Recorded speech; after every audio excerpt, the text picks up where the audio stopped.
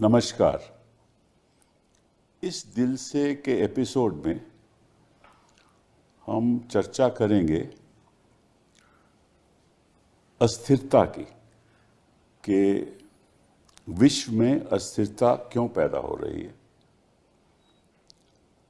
और ये आर्थिक अस्थिरता है और राजनीतिक अस्थिरता है। जब से डोनाल्ड ट्रंप साहब प्रेसिडेंट बने हैं तो उन्होंने WTO का तो तहस नहस कर दिया। उसके बाद बड़ी समस्याएं खड़ी हो गई हैं। और अगर आप विश्व को देखो तो समझौता हो ही नहीं रहा है। कहीं युद्ध हो रहे हैं, कहीं टैरिफ पे झगड़े हो रहे हैं। और मुझे ऐसा लगता है कि लिबरलाइजेशन प्रोसेस के बाद जब इकोनॉमीज़ लिबरल हुई तो जो वेस्टर्न नेशंस थे, यूरोप था, अमेरिका था, वहाँ से जो पुअर लोगों की जो आमदनी थी वो उतनी तेज़ी से नहीं बढ़ी जितनी के अमीर लोगों की आमदनी बढ़ी। तो वो जो gap rich and the poor था वो बहुत बढ़ गया। और साथ साथ में ये भी हुआ कि बाहर से लोग आए, उन्होंने वहाँ काम शुरू किया। और जो आम आदमी था, वो जो रहने वाला था, वो इंग्लैंड में भी यही है, अमेरिका में भी यही है, वो सोच रहा था कि जो जॉब मैं करता था, जो काम मैं करता था, बाहर के लोगों ने आकर कर दिया। तो ये एक विवाद वेस्टर्न देशंस में हुआ। हिंदुस्तान में उसका एक दूसरा असर हुआ। हिंदुस्तान में असर ये हुआ है कि यहाँ जो हमारी डेमोक्रेटिक इंस्टीट्यूशंस हैं, जो संवैधानिक हमारी इंस्टीट्यूशंस हैं, संविधान तो हमारा बरकरार है लेकिन इंस्टीट्यूशंस बरकरार नहीं है। और जो आम आदमी है वो गरीब का गरीब ही रह गया, और जो अमीर है वो अमीर और अमीर होने लगा। और देश की संपत्ति 2-4 लोग के हाथों में आ गई। और जो सारी संवैधानिक संस्थाएं थी, चाहे वो इलेक्शन कमीशन हो, यूनिवर्सिटीज़ हों, ऐसा लगता है कि सरकार के कब्जे में है। कोर्ट्स तो आज के दिन भी हम नहीं कह सकते, लेकिन लोगों के मन में ये भावना ज़रूर है। और साथ साथ में हमारी जो कूटनीति है उस पर भी बड़ा प्रभाव पड़ा है।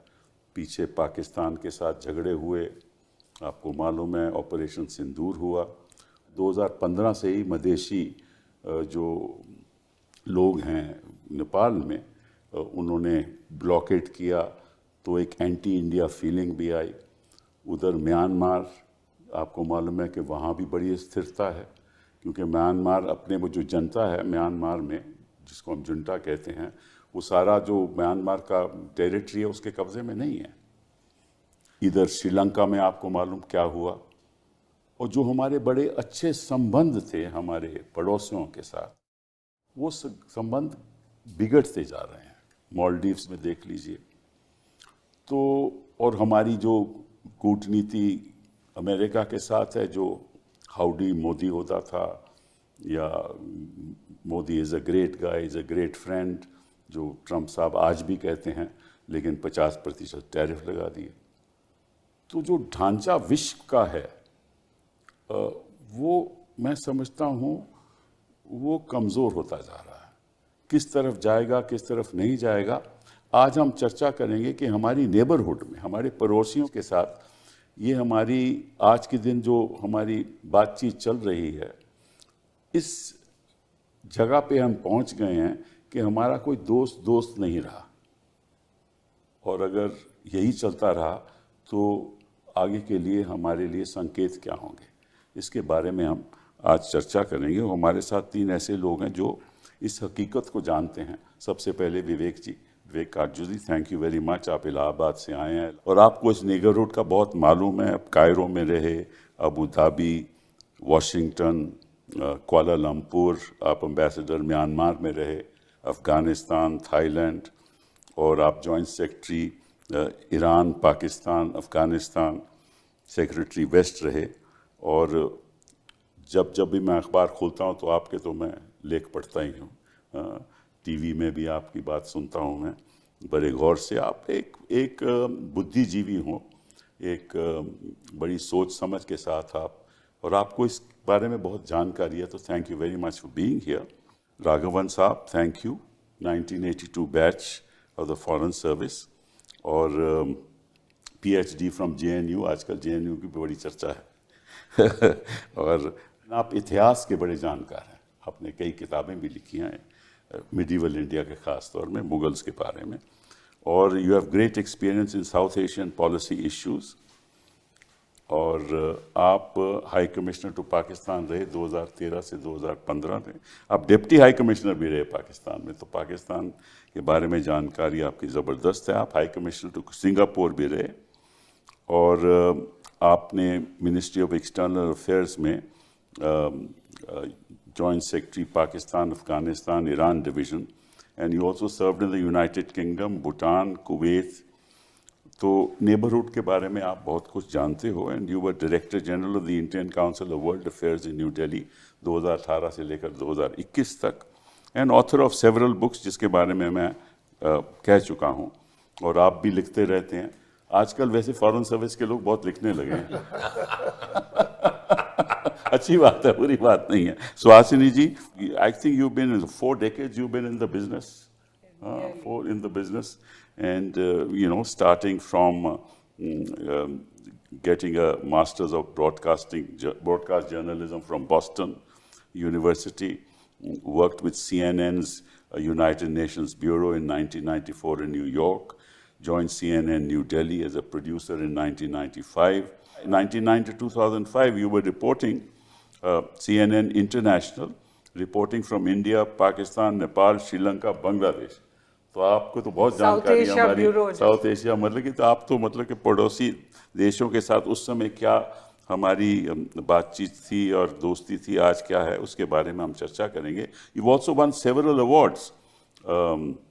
अवार्ड 2015 में प्रेम भाटिया अवार्ड, और and you've been part of conflicts. Actually, you've gone to conflict areas, and I think you were injured right here. So thank you very much for being here. विवेक जी, ये बताओ कि ये क्या हो रहा है विश्व में, ये स्थिरता क्यों है?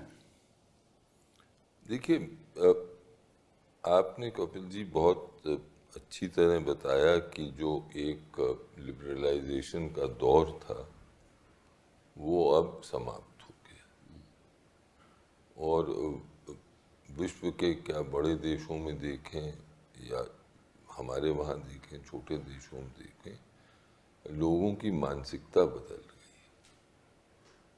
जो नेता हैं, जो राजनीतिक वर्ग है, समाज के में जो एक पहले एक उदारवादी नीति अपनाई जाती थी, वो अब एक किस्म से ख़त्म ही मुझे दिखती है। क्यों? मैं कई बार मैं सोचता हूँ, हाँ, उसका मुझे एक कारण जो दिखता है वो ये है कि अगर आप इतिहासकार, तो हमारे बगल में बैठे हैं, बहुत हमें बहुत सर्विस में बहुत फ़क्र है इन पर कि इतिहास पे इतनी पकड़ है, लेकिन जो मुझे दिखता है कि जब दुनिया में तकनीकी विज्ञान और तकनीकी में बदलाव आया है, तब तक अस्थिरता पैदा हुई। हम लोग शायद इतना, अगर अपनी जीवन को देखें तो आज डिजिटल युग जो है उसमें जो परिवर्तन उसने दुनिया को हर सूरत बदल दिया पूर्ण रूप से। अब आज की 2025 की दुनिया और 1975 50 साल आप ले लें, बिल्कुल अलग दुनिया हो गई। और इसकी वजह से मुझे लगता है कि एक ये वास्तविकता है कि इसकी वजह से बदलाव आएगा, उसका असर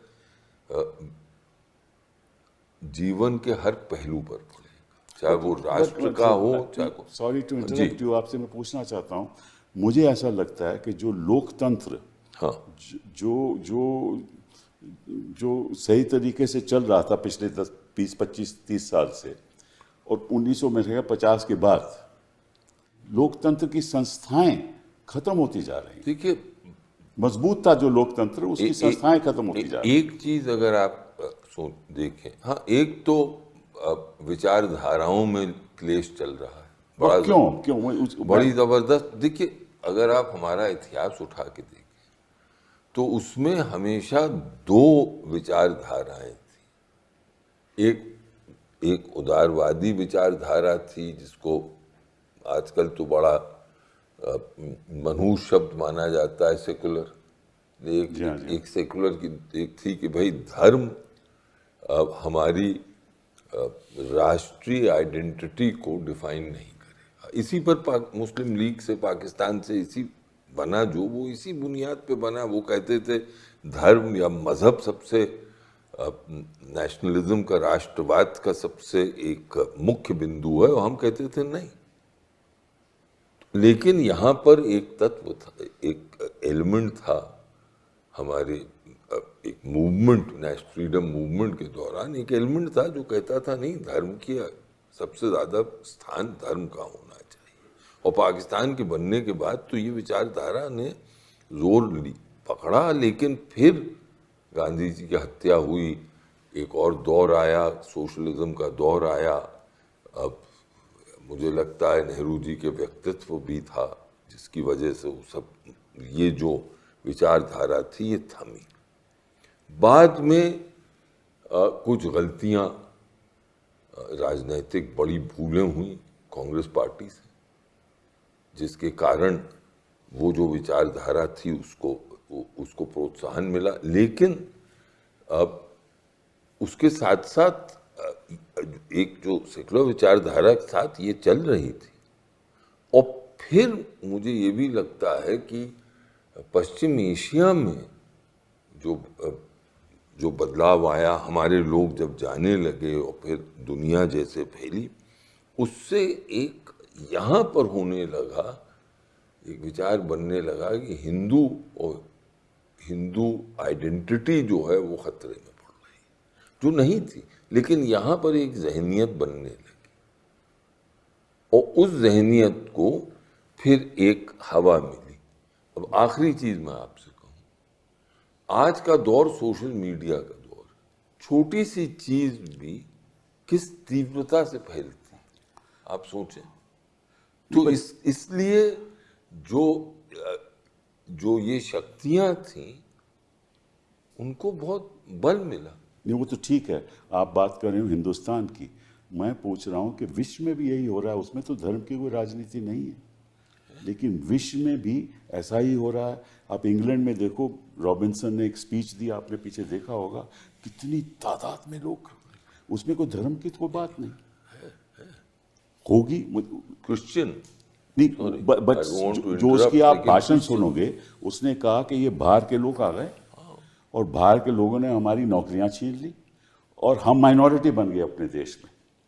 ये उसका लहजा था, मैंने सुना है। इसमें कोई हिंदू मुस्लिम की कोई बात नहीं है। तो विश्व में तो ये हो रहा है कि बाहर के लोगों ने आके हमारी नौकरियां छीन ली और इनको अब बाहर निकालो, तो एंटी इमिग्रेशन मूवमेंट शुरू हो गई। यहाँ सिचुएशन है कि वही कि आप जो आ चुके हैं उनको बाहर निकालो। तो ये जो, और साथ साथ में जो बाकी राजनीतिक जो लोकतंत्र की संस्थाएं हैं वो कमजोर हो गई, हर देश में कमजोर हो गई। और आप हिस्टोरियन हैं, इतिहास पढ़ाते हैं, पढ़ते हैं, आप बताइए इसके पीछे वजह क्या है? अब एक वजह को ढूंढना या आइडेंटिफाई करना इतना आसान नहीं है। ये बात जरूर सही है कि जिसे हम कहते हैं आइडेंटिटी पॉलिटिक्स या द सर्च फॉर आइडेंटिटी, इस धारणा को काफ़ी ताकत मिली है पिछले 8-10 सालों में। That is very evident. पर इसके साथ साथ कुछ और कारण भी दिखते हैं। अब जैसे अगर आप हमारे खित्ते को देखें, if you look at south Asia, what has happened in Sri Lanka, in Bangladesh, in Nepal, there's not one single reason. In Sri Lanka, what appeared to be a right of center party was thrown out by a popular insurrection, And now what has come in its place is a party which was actually communist. Correct? Left oriented, yes. In Bangladesh, you had a centrist party, Right. which had an authoritarian tendency, but it was a centrist party that has been thrown out by a popular insurrection. Bilkul. And what has taken its place appears to be something which is led by Islamists. वही communist में नेपाल में communist को निकाल दिया। नेपाल में communist को निकाल दिया, तो कोई एक सिंगल मतलब वजह दिखती नहीं है साफ। तो इसमें आइडेंटिटी पॉलिटिक्स भी तो है।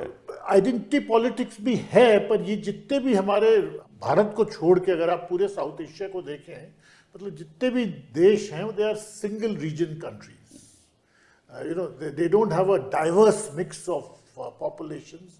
So identity politics does play a role, but I think the bigger reason very evidently, और जो सबसे मुख्य कारण है, that is the easy reason, जो आसान सा explanation मिलता है वही सही explanation होता है, and the real explanation is governance failure, massive governance failure.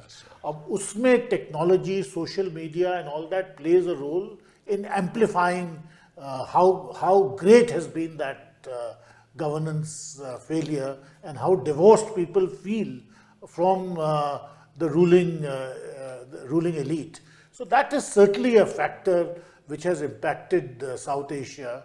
और काफ़ी हद तक मुझे तो ये लगता है कि South Asia has also demonstrated a kind of autonomy, because what is happening in the US or what is happening in Ukraine and what is happening in West Asia, I mean, these are all the meta-narratives which dominate our thinking, but actually South Asia has gone on its own trajectory. Afghanistan में अगर आप देखिए, you see what happened in Myanmar in 2021 with a military coup. So it is, I think, to my mind, quite apart from what is happening at an international level and at a global level, this is a time when we need to really think about what is happening around us. उस पर चर्चा भी विस्तार से करेंगे, लेकिन एक चीज़ common मुझे लगती है, करप्शन सारी दुनिया में कहीं भी देख लो, वेस्ट में, यहाँ में बहुत बड़ी है, अनएम्प्लॉयमेंट बहुत बड़ी है, रोज़गार पे बहुत फ़र्क पड़ा है, और जो गैप रिच और पुअर में है, अमीर और गरीब में है, वो बढ़ता गया है। हाँ, और क्योंकि सोशल मीडिया इसको दिखाता है, ये है वजह मेरे हिसाब से अस्थिरता की। आप क्या कहती हैं? नहीं, जिस बात से आपने शुरुआत की थी कपिल जी, मैं वहीं पर कहना चाह रही हूँ कि लिबरलाइजेशन के बाद जो हमने देखा 2008-2009 में एंटी ग्लोबलाइजेशन पे आ गया, जैसे आप कह रहे थे, जो अमीर देश थे वहाँ पे लोग कह रहे थे कि हमारी सारी नौकरियाँ तो चीन और इंडिया ले गया। इंडिया, चाइना, रशिया ऐसे देशों में एक धारणा बन गई कि हमारा जो अपना कल्चर है वो चला गया, ये ग्लोबलाइजेशन के आइडेंटिटी पॉलिटिक्स, अमेरिकनाइजेशन, वेस्टर्नाइजेशन जो भी। तो एक ऐसे मतलब सोच बढ़ रहा था ग्लोबलाइजेशन के खिलाफ। 2010s में अगर आप देखें तो वर्ल्ड वाइड हमने देखा कि पॉपुलिस्ट मूवमेंट्स बहुत बढ़ी थी। तो जो लीडर्स एक तरह का कल्चरल नेशनलिज्म, पॉपुलिज्म, अथॉरिटेरियनिज्म इस दिशा में जा रहे थे, डेमोक्रेसीज में वो मतलब बाकायदा इलेक्ट होकर आए थे। एक स्कॉलर हैं जिन्होंने एक किताब लिखी है, व्हाट इज पॉपुलिज्म। उन्होंने 17 ऐसे देशों को देखा जो डेमोक्रेसीज थे, लोकतंत्र थे, जहाँ पे इस तरह का cultural nationalism, grievance politics, populism, और जहाँ पे फॉरेन पॉलिसी, डोमेस्टिक पॉलिसी का एक अंग हो गया, इनको बहुत बढ़ा मिला। अब 2020s पे आ जाइए, यहाँ पर सबसे ज्यादा शॉक किस चीज से हुआ है? कोविड। अगर आप दूसरे देशों को ना देखें, हम सिर्फ साउथ एशिया में देखें, कोविड का क्या असर हुआ, तो अब आप देख रहे हैं कि ये धारणा बढ़ रही है कि नेशनलिज्म से कुछ ज्यादा है, कुछ ग्रीवेंस है, ग्रीवेंस पॉलिटिक्स पे लोग बढ़ रहे हैं, और सोशल मीडिया जैसे आपने कहा लोग देख रहे हैं। अब कोविड से 3 चीजें हुई सारे साउथ एशियन कंट्रीज में, और कंट्रीज में हो सकी होंगी, लेकिन मैं साउथ एशिया की बात करूंगी। एक तो रेमिटेंसेस, ये सब घट गई, बल्कि बंद ही हो गई क्योंकि लॉकडाउन हुआ था। और जैसे नेपाल है, वहाँ 30% शायद रेमिटेंसेस से उनकी आमदनी आती है। इंडिया में शायद कम है 3%, लेकिन श्रीलंका में, बांग्लादेश में, पाकिस्तान में, इन सब देशों में लोग ज्यादातर बाहर जाते हैं, वहां से रेमिटेंसेस भेजते हैं। दूसरी चीज थी एक्सपोर्ट्स। आज के ज़माने में, और बल्कि अब एंटी इमिग्रेशन जो सेंटिमेंट जिसकी आप बात कर रहे थे, इसका मतलब है कि ये जो नौजवान है, पहले तो उनकी नौकरियां छिन गई, अब लग रहा है कि नौकरी मिलेगी भी नहीं। अमेरिका तक आप आज जा नहीं सकते, वीजाज नहीं मिल रही हैं। दूसरी बात ही एक्सपोर्ट्स, प्रोटेक्शनिज्म पूरे वर्ल्ड में आ रहा है, और हम देख रहे हैं कि एक्सपोर्ट्स, जैसे मिस्टर ट्रंप ने टैरिफ्स लगाए 50% भारत पे, लेकिन और भी देशों पे लगाए 25-20 जो भी हमारे से खास नहीं है उनका, उसकी बात किसी और दिन। लेकिन एक्सपोर्ट्स बंद होने से फैक्ट्रियां बंद हुई हैं, यूनिट्स बंद हुए हैं, यहाँ पर भी लोगों को बहुत आक्रोश है इस वजह से। और तीसरा था टूरिज्म। आप नेपाल को देखिए, श्रीलंका, मालदीव्स, इन सब को काफी झटका हुआ है क्योंकि टूरिज्म बंद हो गया था। और अन्य इलाकों के कंपैरिजन में साउथ एशिया एक ऐसे रीजन है जहां इंटरनल इतना नहीं होता है। इंटरनल ना टूरिस्ट जाते हैं, इंटरनल ना बिजनेस होता है, ना एक्सपोर्ट्स होता है। इंट्रा सार्क और इंट्रा साउथ एशिया जो ट्रेड है वो 5% के करीब है। यूरोपियन यूनियन को आप देख लीजिए, वहां 50 से 60% उनका जो ट्रेड है, आयात निर्यात, वो अपने देशों में करते हैं। तो जब कोविड का दबाव हुआ तब वो अपनों में वो अपना ट्रेड रख सकते थे, लेकिन यहाँ पर काफी मतलब भारी सदमा पहुंचा है लोगों को। मुझे लगता है इसका लोगों ने ज्यादातर देखा नहीं, क्योंकि कोविड खत्म हो गया, फिर लोगों ने उसके बारे में सोचना बंद कर दिया। लेकिन ये एक जनरेशन है जिसके अपने मन में अस्थिरता है, रेजिलियंस उनको बनाना पड़ा, लेकिन उनको मतलब उनको किसी चीज पे वो विश्वास नहीं कर सकते हैं। इस माहौल में जहाँ पे नौकरियां भी कम हो रही हैं, जैसे आपने कहा करप्शन के बारे में लोग चीजें बढ़ रही हैं, और इंट्रा रीजनल कोई ऐसी मैकेनिज्म्स नहीं है जो एक दूसरे की मदद कर सकें। इंडिया दूसरे देशों को अपना मतलब कुछ किसी तरह से मदद कर सके। इस वजह से मुझे लगता है कि ज्यादा आक्रोश हुआ है। अब बात करेंगे हम साउथ एशिया में और हमारे जो संबंध हैं अपनी पड़ोसी देशों के साथ। इसमें मुझे एक फैक्टर लगता है कि चाइना की इकोनॉमी इतनी तेज़ी से, इतनी गति से बढ़ी, तो चाइना एक फैक्टर बन गया है हमारे पड़ोसी देशों के प्रति, क्योंकि जो इकोनॉमिक एड मेरे ख्याल चाइना ने इन्वेस्ट किया about $65 billion in the region, और हमारा इन्वेस्टमेंट बहुत कम है उसके मुकाबले में, $12 बिलियन। तो एक तो ये है। दूसरा, ये जो पड़ोसी देशों के जो एंटी इंडिया एक सेंटिमेंट है, भारत के खिलाफ जो सेंटिमेंट है, उसकी वजह क्या है, ये मैं आपसे पूछना चाहता हूँ। देखिए, कुछ एंटी इंडिया सेंटिमेंट तो हमेशा रहा है, कोई नई चीज़ नहीं। अगर आप दक्षिण एशिया देखिए तो हम सबसे बड़े देश हैं, और अगर अंग्रेजी में कहूँ भी, by far the largest country, तो एक रिजेंटमेंट होती है। अब सवाल यह है कि हमने उस रिजेंटमेंट से कैसे डील किया।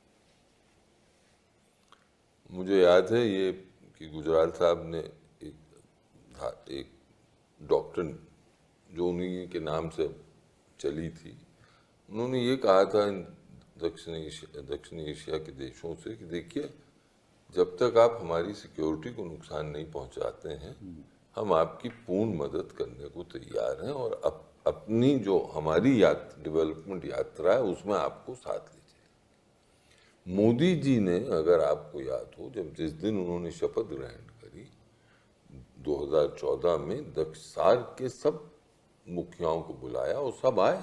बिल्कुल। नवाज शरीफ पाकिस्तान के वो भी आए, प्रधानमंत्री, वो भी आए। उनकी फौज बहुत नाराज थी उनसे, लेकिन वो आए। तो मोदी जी ने भी कहा कि सबका साथ सबका विकास, जो उनका स्लोगन था, उसमें पश्चिम एशिया के देश भी शामिल हैं कि भारत उनको अपने साथ ले जाना चाहिए। लेकिन आज के दिन आपने जैसे बताया, अफगानिस्तान हो, पाकिस्तान में जो परिवर्तन आया है, श्रीलंका, बांग्लादेश, नेपाल म्यांमार। और फिर सार्क से आगे बढ़े तो म्यांमार।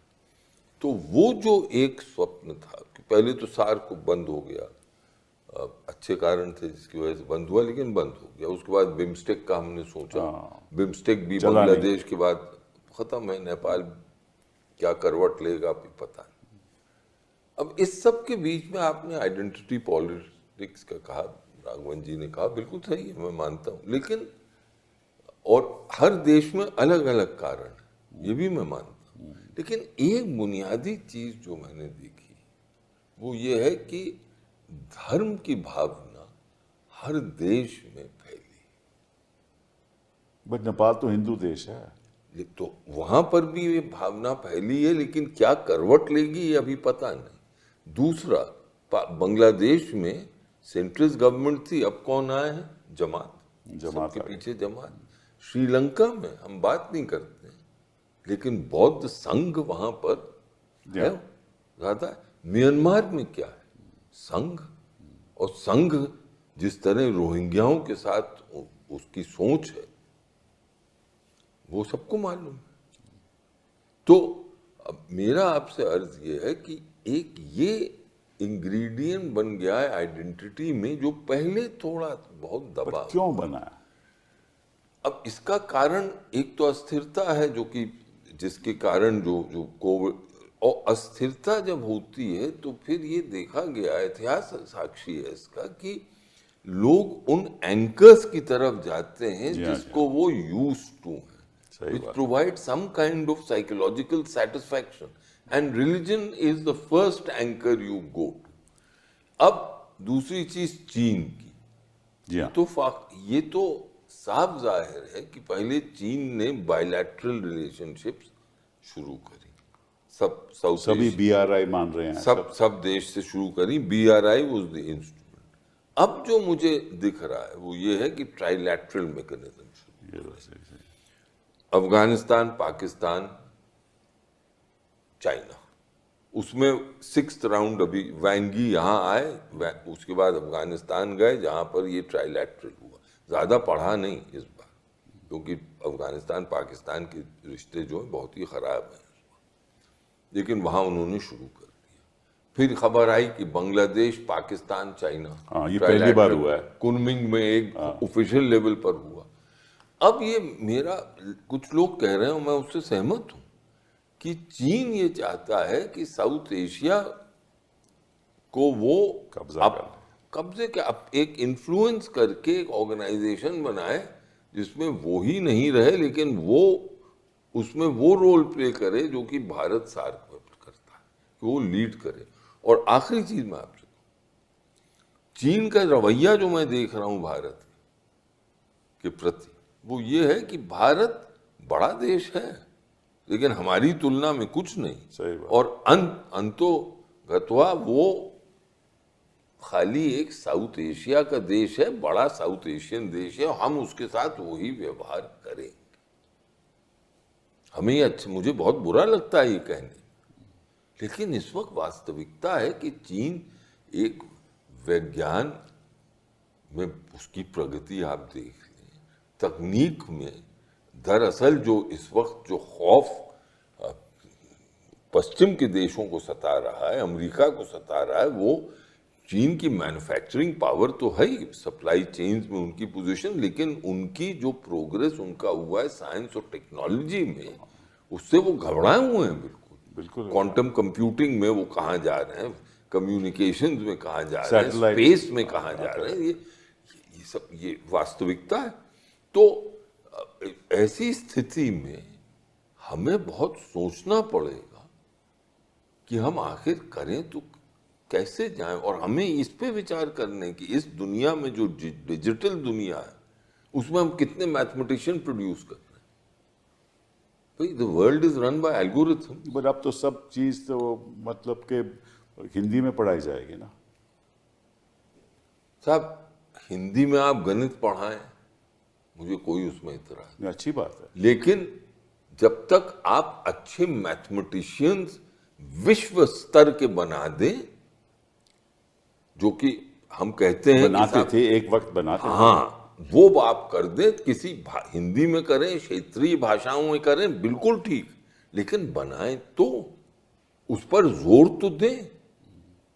ज्यादा जोर हो रहा है कि हम प्राचीन में काल में कितनी महाशक्ति थे, वाकई थे, सर्जरी करते थे, लेकिन प्राचीन काल से ज्यादा वर्तमान को तो देखें और भविष्य को देखें। आपसे मैं पूछना चाहता हूं कि बांग्लादेश में जो हुआ सो हुआ, 2009 से लेकर अभी 24 तक हसीना जी वहाँ राज कर रही थी, हमें भनक तक नहीं लगी ये क्या होने वाला है। नेपाल में जो हुआ सो हुआ, हमें भनक तक नहीं लगी कि क्या होने वाला है नेपाल में। हमारी ये जो कूटनीति है, जो हमारी फॉरेन सर्विस है, इनको पता नहीं रहता कि क्या होने वाला है। मेरे विचार में कुछ हद तक तो पता था, पर वो इतने जल्दी से और इस स्तर का बदलाव होगा इसकी किसी को भनक नहीं थी। और दूसरी बात ये भी हमको एक चीज़ समझनी चाहिए कि it's not easy to always steer events in the direction we want. जो बांग्लादेश में हो या नेपाल में हो, श्रीलंका में हो, अपने आप में हम हर पूरे उस प्रोसेस को कंट्रोल नहीं कर सकते। Knowing one's own limitations is also important। ये बात मैं आपकी मतलब पूरी तरह से मानता हूँ कि हमारे खित्ते में क्या हो रहा है उसके बारे में हम कुछ कर सके या ना कर सके वो दूसरी बात है, पर हो क्या रहा है वो उसकी जानकारी हमें हमेशा रहनी चाहिए। अब देखो सऊदी अरेबिया के साथ अब समझौता हो गया, एक डिफेंस का डील हुआ है पाकिस्तान, और हमें पता था, हम कहते हैं कि हमें पता था, वो तो जो हम कर क्या रहे थे विदेश, पर इसमें वही मैं कहूँ कि there are limitations to what you can do. ये जो डील हुई है सऊदी अरेबिया और पाकिस्तान के बीच, इसमें what role could we have played to prevent it, because इसमें पाकिस्तान और सऊदी अरेबिया के जो रिश्ते हैं वो बहुत पुराने हैं और बहुत गहरे हैं। एंड पाकिस्तान ने हमेशा काफ़ी हद तक सऊदी अरेबिया के साथ एक डिफेंस और बट मुझे लगता है कि हिंदुस्तान थोड़ा आइसोलेट हो रहा है। मेरी अपनी राय है, मैं गलत भी हो सकता हूँ, कि साउथ एशिया में आइसोलेट हो रहा है, विश्व में आइसोलेट हो रहा है। हमें मालूम नहीं हम किस तरफ जाएं। चीन के साथ हम जा नहीं सकते, अमेरिका हमें तंग कर रहा है, हाँ, टैरिफ बढ़ा रहा है और हमें कोई राहत मिल नहीं रही। तो और जो पैलेस्टाइन के साथ हो रहा है हम कोई बयान नहीं दे पा रहे। तो हमारे दोस्त कहाँ हैं? जो आप कहीं भी चले जाओ, कोई ऐसा दोस्त हमारे साथ खड़ा नहीं हो रहा। पाकिस्तान के साथ तो फिर भी लोग खड़े हो रहे हैं। कुछ बदलाव तो कोई तो राजनीति में इसमें कोई कमी होगी, आप बताइए।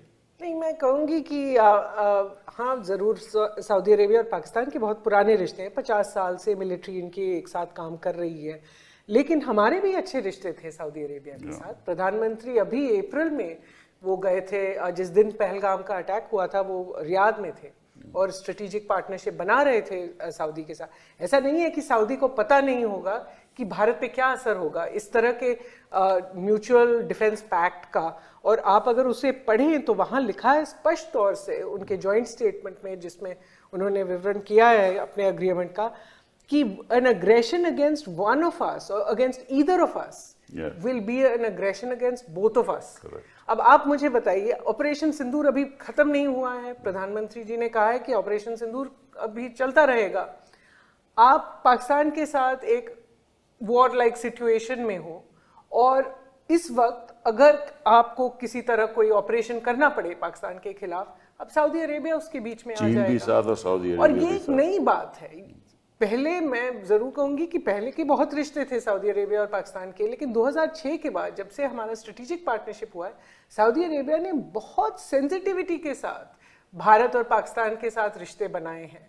और अगर वो नहीं बना रहे इस वक्त, अगर हमें बताया भी हो जो भी हो, लेकिन अगर इस तरह के वो अरेंजमेंट कर रहे हैं, उसकी दो वजह हैं।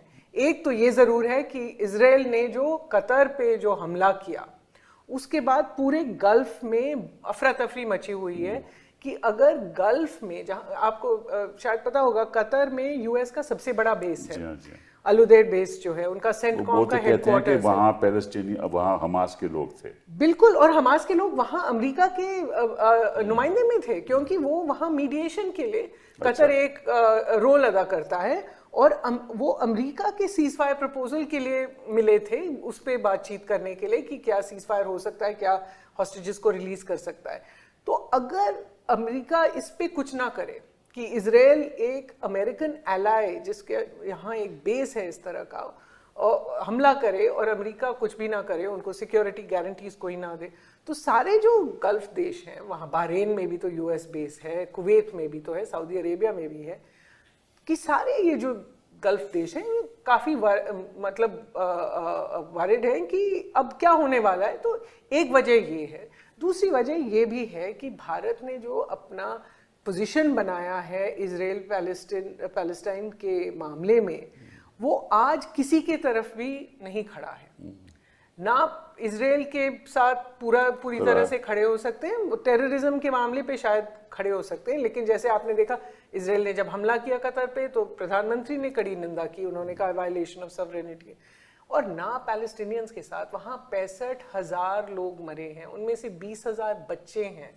और भारत ने शायद मुश्किल से 2 ऐसे स्टेटमेंट्स दिए होंगे पिछले साल में जिसमें उन्होंने कहा है कि ऐसी चीजें होनी नहीं चाहिए, ये नहीं कि कौन कर रहा है, किस पे कर रहा है, किस तरह से उन पर गुजर रही है। तो मुझे लगता है हम ना घर के ना घाट के बन गए हैं। तो गल्फ में हमारी जो हस्ती थी वो शायद उसमें थोड़ी सी वो घटी है।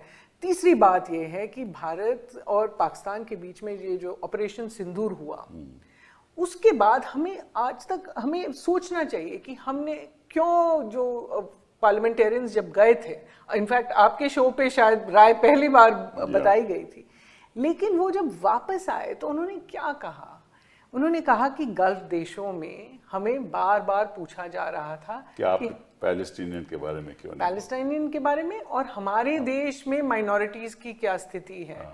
अगर हम सेल्फ रिफ्लेक्ट नहीं कर सकते हैं कि हमारी किस तरह से हमारी इमेज बन रही है वर्ल्ड में, और हम बस कहते रहे कि विश्वगुरु विश्वमित्र जो भी है, तो इस तरह से तो कूटनीति नहीं बनेगी। कूटनीति तभी बनेगी जब हमें, एज एम्बेसडर राघवन सेड, कि we must also have the humility to know what the situation is. अब देखो नेपाल की बात करते हैं। नेपाल में ओली सत्ता में आए, 2020 में आए, फिर दोबारा सत्ता में आए, ठीक है ना।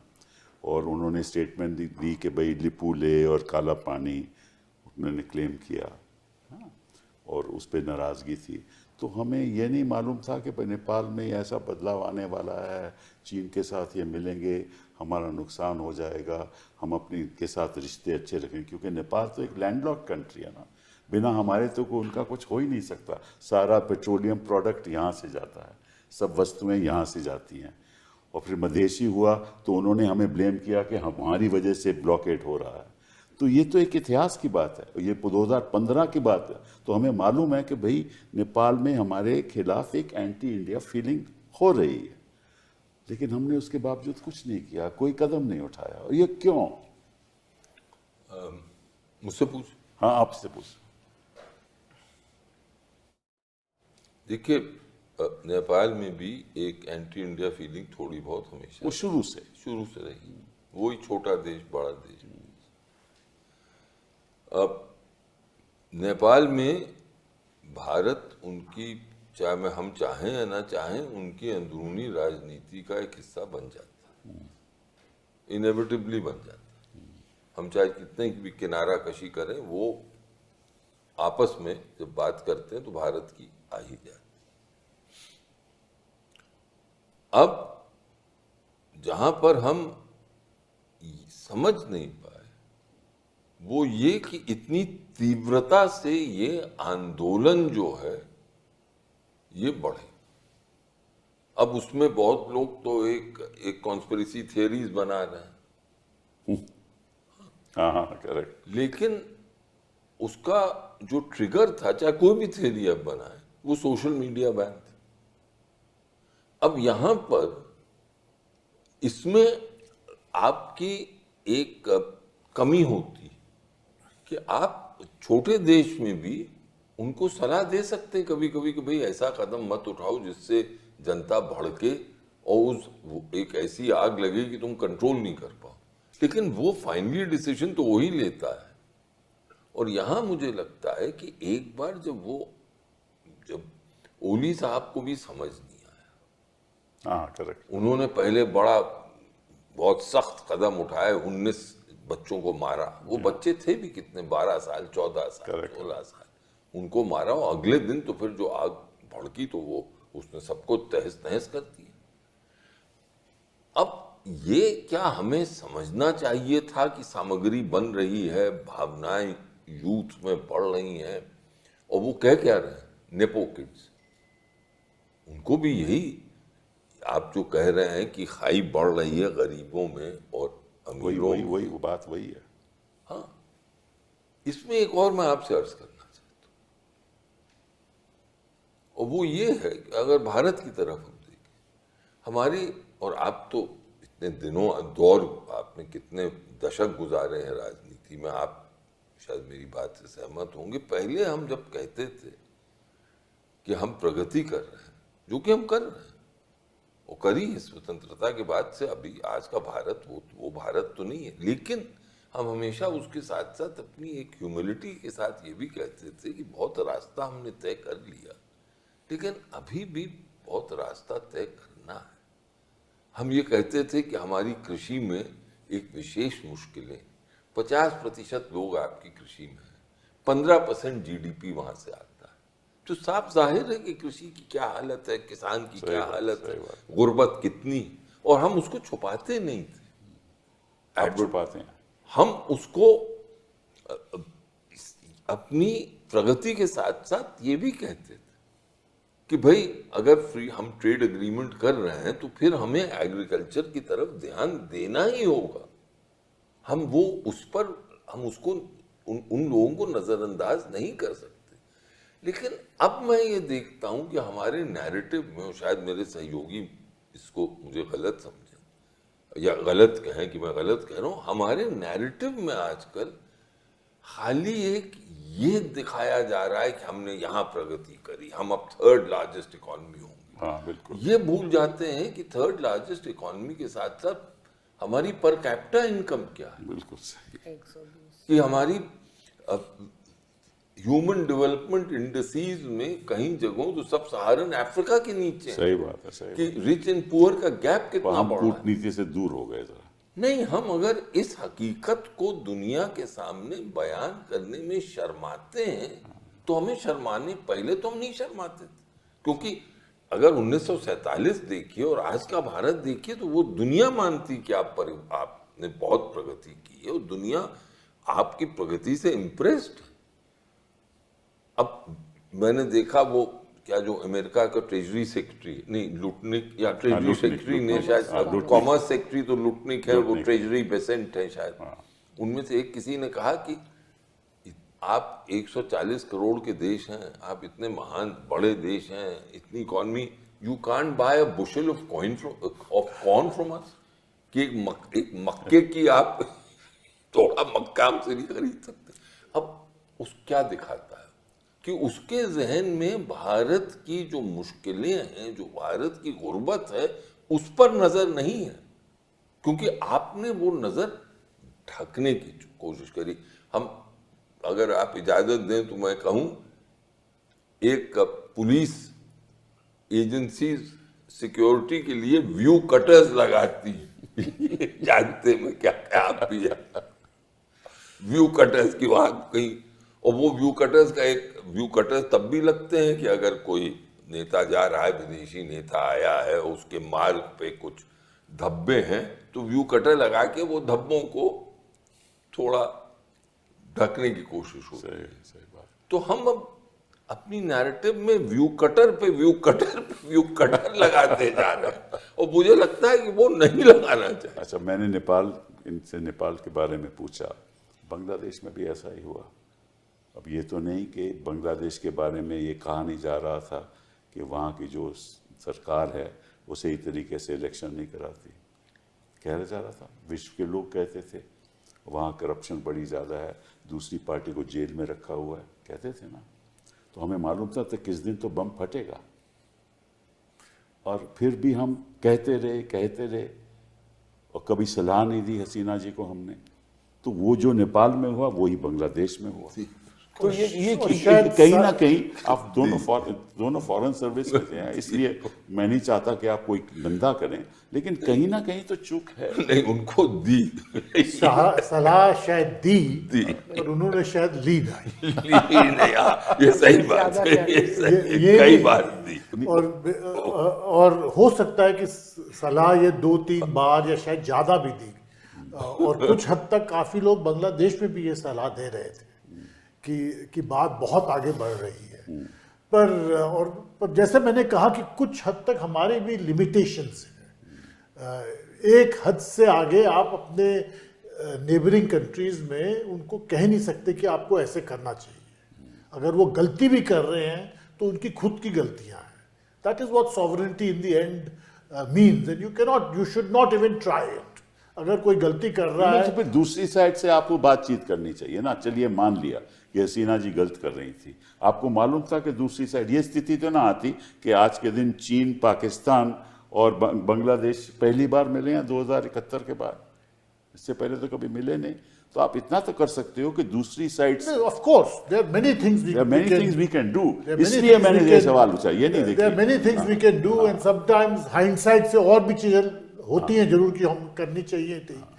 पर मेरे विचार में I think the point also is कि हमने, क्योंकि एट दिस पॉइंट कि हम मतलब अपने खुद के नैरेटिव में इतना खो गए that we actually started thinking too much about the wider world and not enough about our region. मुझे लगता है हम अपना मुकाबला वर्ल्ड के सबसे बड़े देशों के साथ करते हैं।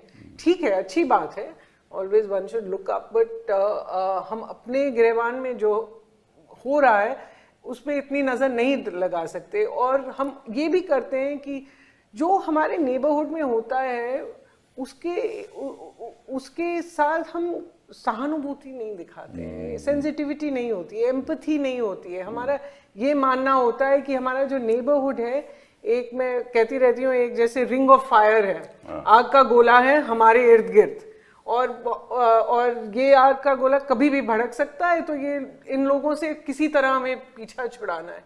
अब पीछा तो नहीं छुड़ा सकते, ज्योग्राफी इज हिस्ट्री। हाँ बिल्कुल। और अगर हम इन देशों के साथ आगे बढ़ सकते हैं तभी हमारी तरक्की हो सकती है, इसके बगैर हमारी तरक्की नहीं होगी। इसके अलावा जो आप अभी शायद जिसका जिक्र कर रहे थे कि वहाँ पर जो लीडरशिप होती है उसके साथ हम एक ये जो रवैया करते हैं कि हमारे जो लोग हैं और दूसरे लोग हैं, हमारे फेवरेट्स हैं जो इलाके में हैं।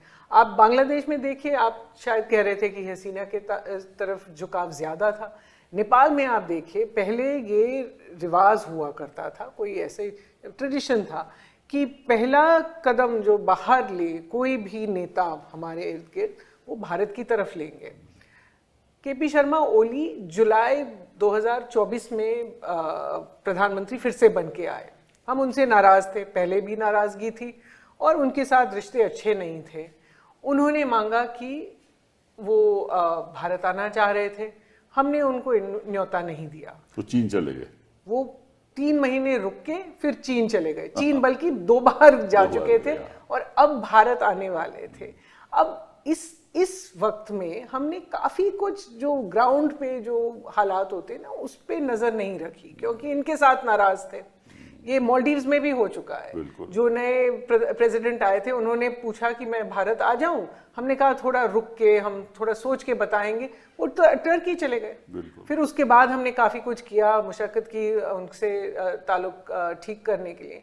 लेकिन क्या होता है कि हम अगर एक लीडर से नाराज़ हैं तो हम पूरे देश को ही दखल अंदाज कर देते हैं, साइड में कर देते हैं। नहीं, बट लेकिन देखिए, आप ही से मैं बात करूंगा कि श्रीलंका में जब ये हुआ, हमने तुरंत $4 बिलियन की उनको एड दी। उससे बड़ा फर्क पड़ा, क्योंकि हमारा जो उस समय जो हमने जो किया वो तुरंत किया, हमने कोई इंतज़ार नहीं की और उसका बड़ा प्रभाव पड़ा। और आज के दिन भी हमारे हालांकि वो कम्युनिस्ट सोच के वहाँ बैठे हुए हैं, आज के दिन में हमारे ताल्लुकात ख़राब नहीं हैं। तो हमें, क्योंकि हमने सहानुभूति दिखाई उस वक्त, इसीलिए मैंने उदाहरण श्रीलंका का लिया। उसके थोड़े पहले भी हम कर सकते थे, लेकिन हमने किया जब किया। करेक्ट। तो ये चीजें हम कर सकते हैं। और हमने वो मतलब कि हम प्रोपेगेंडा में ज्यादा, I am sorry to say that, propaganda में ज्यादा बिलीव करते हैं, रियलिटी में अब देखते नहीं। मैंने एक डिप्लोमेट से एक बार कहा था कि दाने दाने पे, पहले तो कहते थे दाने दाने पे खाने वाले का नाम लिखा है, अब दाने दाने पे देने वाले का नाम लिखते हैं हम कि ये कम फ्रॉम इंडिया, जो राइस की बोरी है, जो वीट की बोरी है। मैं एक इस पे कह दूं, मैं अफगानिस्तान में एम्बेसडर था, तो ये अमूमन सब जगह लिखा जाता है gift from US, gift from this place. मैंने अपने साथियों से कहा कि देखो, अफगान को मालूम है कि भारत क्या कर रहा है। आप कभी भी अपने मुंह से नहीं कहिएगा कि ये भारत ने आपके लिए किया है, बिल्कुल, या भारत ने आपको बसें दी, या भारत आपको गेहूं, आपकी पार्लियामेंट बिल्डिंग बना, गंदुम दे रहा है, भारत ये कर रहा है, भारत वो कर रहा है, कभी अपने मुंह से नहीं कहा। तो एक ने पूछा क्यों साहब, ये तो सब करते हैं, तो ये अंतर्राष्ट्रीय दस्तूर है। मैंने कहा उसके दो कारण। पहला कारण ये है कि अफगान जो है इस वक्त बुरी हालत में है, उसके दिल पे क्या बीतती है ये सोचो। जब यूं आदमी करता है हाथ, तो उसके आप सोचें कि आप यूं हाथ फंसा रहे हैं तो उसके। और दूसरी चीज, वो बहुत एक खुददार लोग है, कौम, तो ये उनको पता है, आपको नशर करने की जरूरत नहीं। तो तुम आप जो कह रही हैं, मुझे हमेशा लगता है कि इसमें थोड़ी रेटिसेंस होनी चाहिए, क्योंकि पब्लिसाइज करने की जरूरत नहीं, उसको पता है कि आप कहां से आया है। जी हाँ, बिल्कुल सही बात है। मुझे लगता है अगर आप मालदीव्स देखें या श्रीलंका देखें और कुछ हद तक अफगानिस्तान देखें, तो वहां पर इन तीनों देशों के साथ हमारी diplomacy has been really quite effective despite major setbacks. और उसकी वजह यह है that diplomacy was conducted with great sensitivity and very clinically. With Bangladesh और पाकिस्तान के साथ सबसे बड़ी समस्या यह है कि फॉरेन पॉलिसी, डिप्लोमेसी और डोमेस्टिक पॉलिटिक्स में कोई खास अंतर रहता नहीं है। नहीं, देखिए, जब वो आरोप लगा रहे थे कि वहां से घुसपैठी आ रहे हैं, लगा रहे थे ना बांग्लादेश पे, उस पे भी असर पड़ता है, बांग्लादेशी पर असर नहीं पड़ेगा। अगर आप इंटरनल पॉलिटिक्स करोगे ऐसे, तो नेचुरली आपके रिश्ते खराब होंगे। और आपको इस पे भी सोचना चाहिए। आफ्टर ऑल विद मालदीव्स एक टाइम पर काफी बहुत बुरी स्थिति, उन्होंने कहा ट्रूप निकालो अपने। But then we were able to manage the situation quite well, and I think it was good diplomacy which has worked with but we have not had the same success with Bangladesh, but also to a great extent with Pakistan. Pakistan ke saath I will only add this, that I think we could have avoided the situations we got into in Afghanistan and the Maldives. Sri Lanka is a case apart. That's right. But I agree that I think after initial mistakes we corrected we did a course correction. I think that in Maldives it's far better today. Yes, it is. But in Afghanistan, I do think that we are being a little diffident. We need not be that. China, Russia is openly recognized. I'm not saying recognized. Pakistan talking to them, ऐसी बात नहीं, हम बात तो कर रहे हैं उनसे, लेकिन मुझे लगता है कि थोड़ा सा और आगे बढ़ना। बट आपने बात की मालदीव्स की, पर मालदीव्स की सारी इकोनॉमी हमारे ऊपर निर्भर है।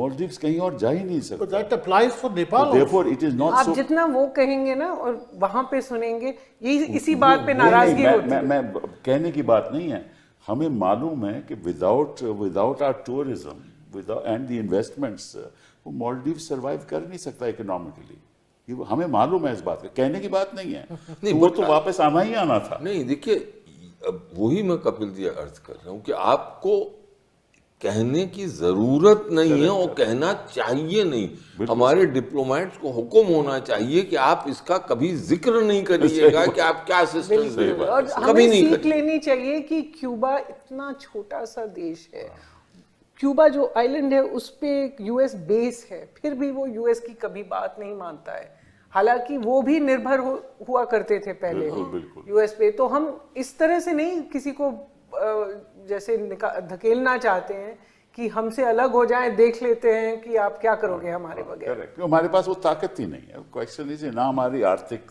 स्थिति इतनी अच्छी है कि हम ताकत दिखाएं, न हमारी डिफेंस सिस्टम्स इतने हम स्ट्रांग हैं कि हम किसी पे रौब दिखाएं। तो जब तक ये स्थिति ठीक नहीं होगी तब तक हम कूटनीति में हम आगे कैसे बढ़ेंगे। और देखिए आप चले गए शंघाई कोऑपरेशन ग्रुप की मीटिंग में चले गए, आपको क्या मिला वहां?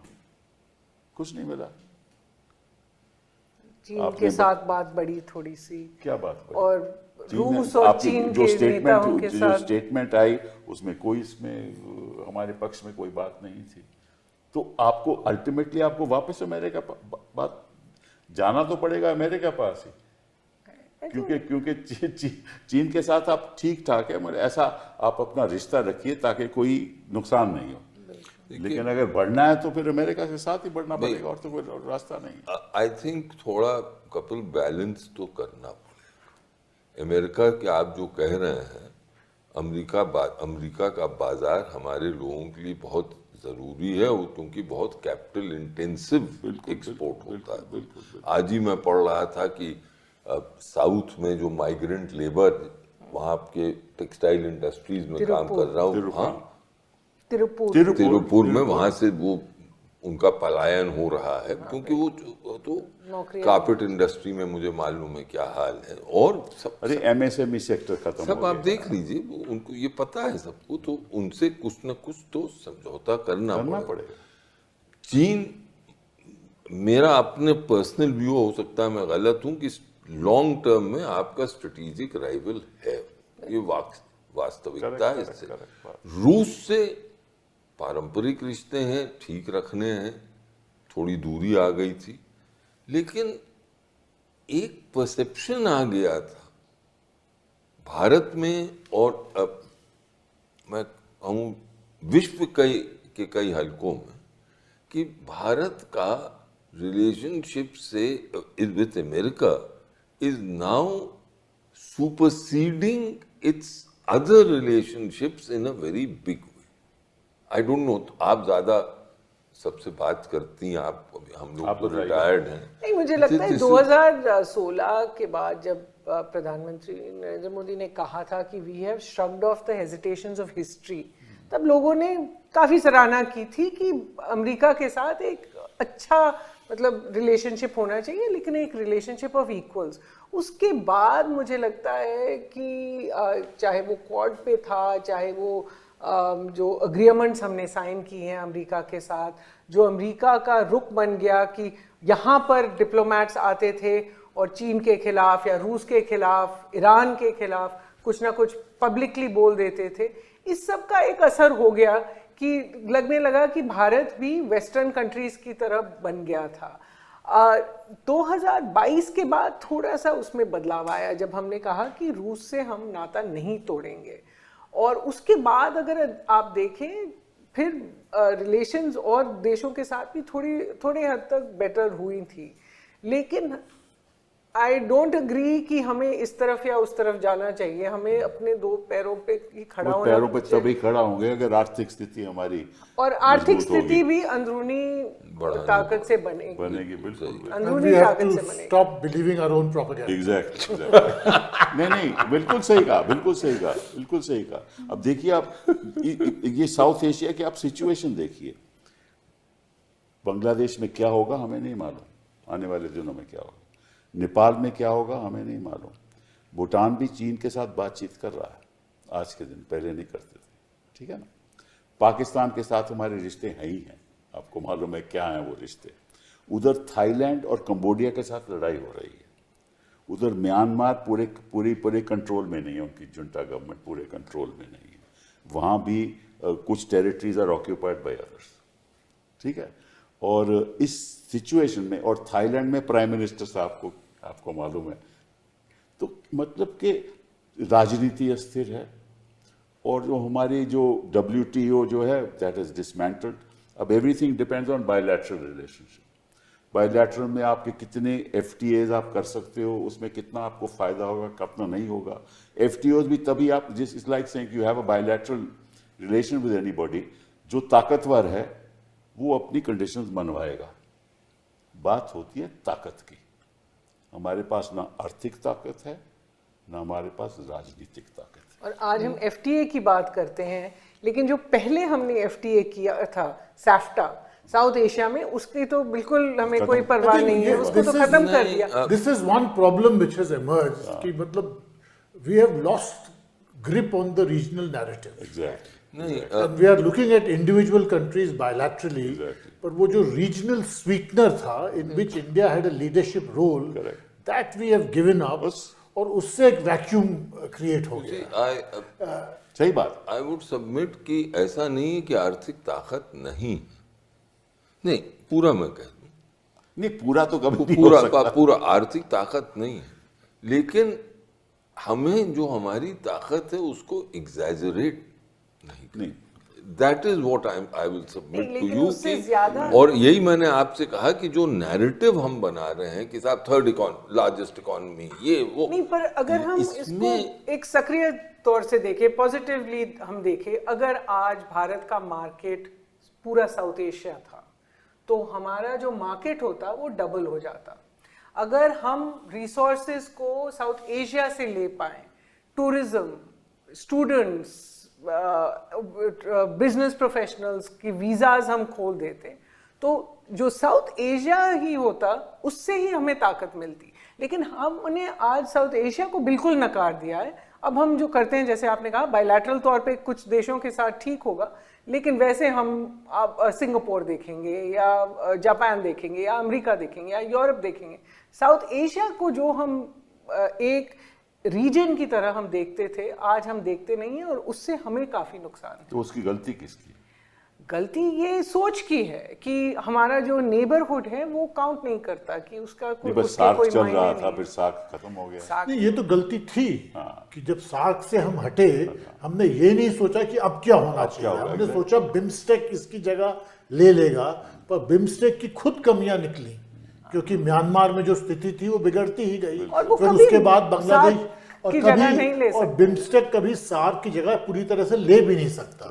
So this absence of a regional narrative in our thinking and in our policy, अब उसके consequences बहुत भारी पड़ रहे हैं। उसके अंतर्राष्ट्रीय consequences भी हैं। अंतर्राष्ट्रीय consequences भी हैं। क्योंकि जिस तरह लोग हमें देखेंगे, अगर हम एक साउथ एशियन रिप्रेजेंटेटिव के तौर पे देखते तो एक दूसरा ओहदा होता। आज उनको लगता है कि भारत एक ऐसा देश है जो उसको अपने इलाके में खुद पता नहीं है कि नेपाल में क्या होने वाला है या बांग्लादेश। जैसे ऑपरेशन सिंदूर के बाद इतने सारे डेलीगेशंस गए, साउथ एशियन कंट्रीज में कोई नहीं गया, और ये एक बहुत बड़ी कमी थी, because it showed that you are not really concerned about your immediate, nor are you confident. नहीं, एक I agree with you.